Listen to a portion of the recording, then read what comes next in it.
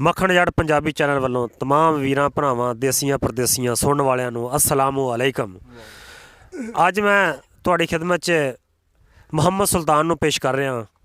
ਮੀਆਂ ਸਾਹਿਬ ਦਾ ਕਲਾਮ ਪੇਸ਼ ਕਰਨਗੇ ਤੇ ਇਹ ਇੱਕ ਤਾਰਫ ਕਰਾ ਰਿਹਾ।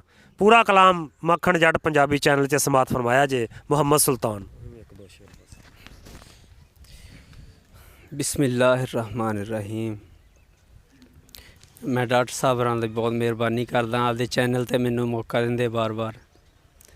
सो अगे तुहाडे वीरां दी हौसला अफजाई इस चैनल नू लाइक करो, सबसक्राइब करो और शेयर करो। इनू घंटी दा निशान दबाओ।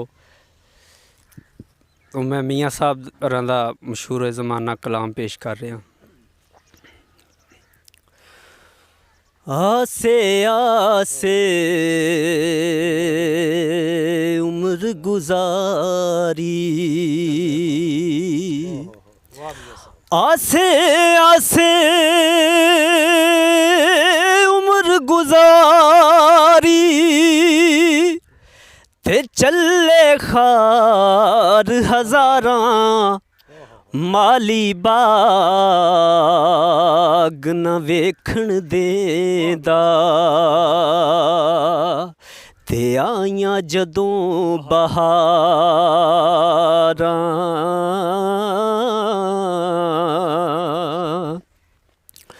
ओ यार जिन्हां दे टुर जांदे ने, यार जिन्हां दे टुर जांदे ने अते कदे ओ रोवण थोड़ा रोगां विचों रोग जे डाडा।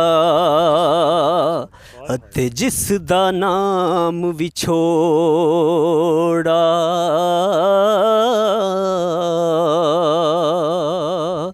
ते दिल बर मैनू मूँह ना लाउंदा।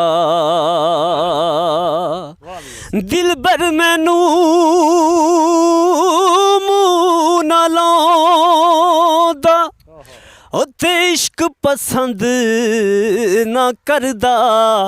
खूह पई सब कीती कतरी ते सिक्का बनिया ज़र दा। बड़ी मेहरबानी जनाब, क्या बात है।